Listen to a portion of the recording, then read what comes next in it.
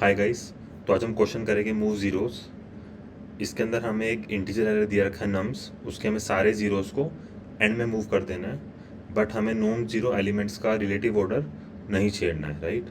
जैसे हमें एग्जांपल दिया रखा है 0 1 0 3 12, इसमें ऑर्डर क्या हो जाएगा 1 3 12 0 एंड 0। ओके, तो देखते हैं हमें कि पहला दिया रखा है 0 1 0 3 12। ओके, सो हमें दिया रखा है 0 1 0 3 12। सो इसको देखते ही हमारे पास एक माइंड में अप्रोच आती है, हमारे पास माइंड में आती है कि क्या कर सकता हूँ मैं एक नया एरे ले लूँगा। मैं इसका लेंथ कितना है, इसका लेंथ कितना है 1 2 3 4 5, 5 लेंथ है हमारे पास एरे का। उसी लेंथ का मैं एक नया एरे ले लूँगा, उसमें सारी वैल्यू ज़ीरो भर दूंगा, राइट। ज़ीरो सारी वैल्यू भर दूंगा। ये डिक्लेयर कर दिया मैंने। अब मैं क्या करूँगा, इस एरे के ऊपर आइटरेट करूँगा जो क्वेश्चन में दिया हुआ है। जैसे ही नॉन ज़ीरो वैल्यू मिलेगी उसमें फिल करता जाऊँगा। इसके अंदर नॉन ज़ीरो वैल्यू मिली, इसमें फिल कर दिया। नॉन ज़ीरो वैल्यू मिली, इसमें फिल कर दिया। तो ये आंसर हो गया, ये रिटर्न कर दिया। इसका इतना सिंपल सा अप्रोच है। ओके, तो अगर मैं इसको यूज़ करता हूँ तो मैं इसमें नया एरे डिक्लेयर कर रहा हूँ, तो उसका हमारे पास स्पेस कॉम्प्लेक्सिटी हो जाएगा। ओके, स्पेस कॉम्प्लेक्सिटी हो जाएगा हमारे पास O of n। Time complexity क्या होगा इसमें, ऑब्वियसली O n ही रहेगा। क्यों रहेगा, क्योंकि मैं इस एरे के ऊपर आइटरेट कर रहा हूँ। That's it.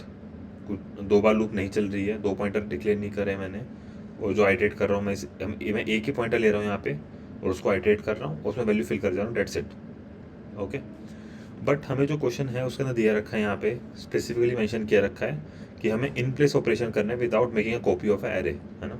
मैंने एरे नहीं लेना और उसके बिना मुझे करना है। बेसिकली मुझे इसके अंदर कुछ स्पेस कॉम्प्लेक्सिटी नहीं चाहिए, है ना। तो हम देखते हैं क्या हम इसको इम्प्रूव कर सकते हैं, उस चीज़ को हम देखते हैं। ठीक है, तो हम देखते हैं कि इसको कैसे इम्प्रूव करेंगे। तो हमारे पास दूसरे अप्रोच लेते हैं हम। ओके, अप्रोच 2 डिस्कस करते हैं, जिससे हम ये टाइम कॉम्प्लेक्सिटी या स्पेस कॉम्प्लेक्सिटी को रिड्यूस कर सकते हैं, नहीं कर सकते। तो मैं एग्जांपल ले लेता हूँ पहले। कोई हम एरे मान लेते हैं जैसे 8 6 4 0 0 1 0 2 3। ठीक है इतना। ओके, तो मैं अब क्या करूँगा, इसके अंदर मैं क्या करूँगा, मैं इसमें थोड़ा सोचता हूँ कि मैं यहाँ 2 पॉइंटर लेता हूँ। ओके, मैं यहाँ पे 2 पॉइंटर लेता हूँ, एक लेता हूँ आई, एक लेता हूँ जे। ओके, मैं क्या करूँगा, आई को मैं ऐसी जगह ले जाऊँगा जहाँ पे वैल्यू नॉन ज़ीरो होगी। ओके, मतलब कि मान लो इस आई को अगर मैं यहाँ तक ले आता हूँ, मान लेता हूँ मैं, और इस जे जो है वो हमारे पास पहले जो पहला जीरो है, सबसे पहला जो जीरो आया है वहाँ पे जे बैठा हुआ है। ठीक है, अगर मैं इन दोनों को घसीट के यहाँ ले आया, आई को यहाँ ले आया, जे को यहाँ ले आया, और अब मैं यहाँ लाने के बाद इन दोनों को मैं अगर एक्सचेंज कर देता हूँ, इन दोनों का मैंने एक्सचेंज कर दिया, तो वैल्यू क्या हो गई 8 6 4, जीरो जगह क्या आ गई 1 आ गई, फिर जीरो बची। अब ये जीरो यहाँ से इधर आ गया, ये दोनों एक्सचेंज हो गए ना। तो जीरो जीरो ये ऐसे आ गया, ये 2 आ गया, 3 आ गया। तो मेरे पास ये मैंने दोनों को एक्सचेंज कर लिया। मतलब कि जे को मैं रखूँगा कहाँ पे, आखिरी जो मेरा पहला, सॉरी नोट आखिरी, पहला जो मेरे पास जीरो है वहाँ पे रखूँगा मैं जे को, और जो आई रखूँगा मैं वहाँ पे। जब भी मेरे पास आई के अंदर एक नॉन जीरो वैल्यू आएगी मैं उसको एक्सचेंज कर दूंगा जे से, अब दोनों को इंक्रीज कर दूंगा मैं। तो मैं जे यहाँ आ गया, आई यहाँ आ गया। ओके, मैं जे यहाँ आ गया, आई यहाँ आ गया। अब आई ज़ीरो है तो कोई दिक्कत नहीं है, आई को बढ़ा दो। अब आई 2 आ गया, अब मेरे पास क्या हो गया, मेरे पास आई के अंदर वैल्यू क्या आ गई 2 आ गई, जे के अंदर वैल्यू कितनी आ गई 0 आ गई। तो जैसे ही मेरे पास आई जो इंडेक्स है उसके पे जो वैल्यू मेरे पास जैसे ही नॉन जीरो होगी, मैं दोबारा इसको जे से एक्सचेंज मार दूंगा। दोबारा इसको एक्सचेंज मारा तो 2 इधर आ गया, और जो ये वाला ज़ीरो था ये यहाँ आ गया, तो 0 3 आ गया, ये ज़ीरो ऐसे आ गया, ये ज़ीरो ऐसे आ गया, ये तो सेम ही है, राइट। जैसे ही मैंने इनको एक्सचेंज मारा, जे को बढ़ाऊंगा, आई को बढ़ाऊंगा। अब आई मेरे पास यहाँ आ गया, जे मेरे पास यहाँ से यहाँ आ गया, है ना। अब मैं दोबारा देखूंगा कि आई वैल्यू पे क्या है, आई वैल्यू पर नॉन जीरो वैल्यू है। जैसे ही मेरे पास नॉन जीरो वैल्यू आएगी मैं उसको दोबारा एक्सचेंज मार दूंगा। जैसे ही मेरे पास ith इंडेक्स के ऊपर कोई भी नॉन जीरो वैल्यू आएगी मैं उससे जैसे रिप्लेस कर दूंगा, राइट। तो मैंने इसे दोनों को एक्सचेंज कर दिया दोबारा वैल्यूज़ को। तो मेरे पास अब वैल्यू जो 3 यहाँ पे आ गई, ये जे ये 0 एज इट इज़ आ गया, ये 0 एज इट इज़ आ गया, जो ये वाला 0 था अभी 3 की जगह आ गया तो 0। अब आई ख़त्म हो गया, डेट्स इट। मैं बस सारी वैल्यू देख रहे हो कहाँ पे आ गई, लास्ट में आ गए ज़ीरोस उसी एरे के अंदर, ठीक है।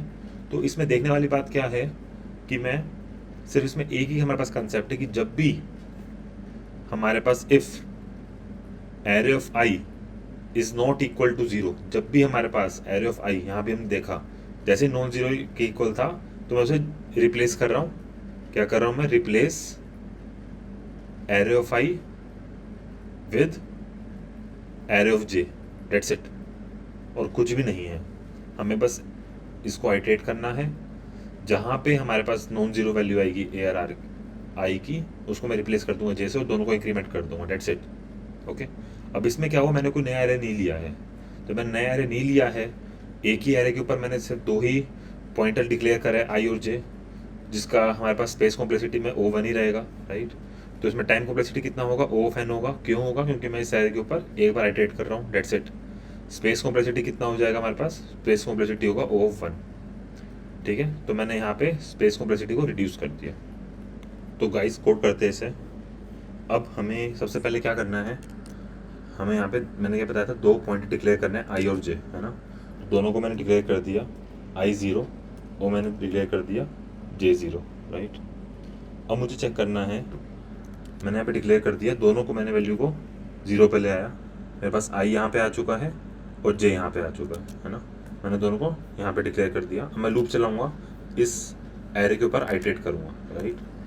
वाइल लूप चला लेते हैं, while I less than length of nums and J less than length of nums. ये मैं क्यों चला कर रहा हूँ, क्यों कंडीशन डाली मैंने, क्योंकि मैं चाहता हूँ कि आई और जे मेरा इससे बाहर ना चला जाए। ओके, मैंने इस एरे के ऊपर आइटरेट करना शुरू कर दिया है।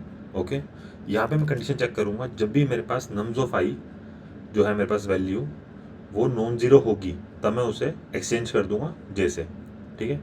मैंने यहाँ पे देखा कि यहाँ पे मैं लिखता हूँ यहाँ पे, if nums of I is not equal to 0, अगर नम्स ऑफ आई 0 नहीं है, जैसे 8 है ना, ये 0 नहीं है, तो मैं एक्सचेंज कर दूंगा। यहाँ पे मैं क्या कर दूंगा, एक्सचेंज कर दूंगा।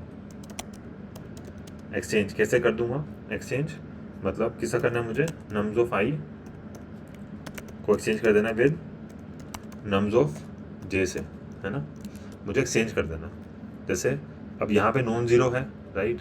सो जो इस पे वैल्यू कितनी है 8 और जे पे वैल्यू कितनी है 8, दोनों आपस में रिप्लेस हो तो 8 ही रहेगा।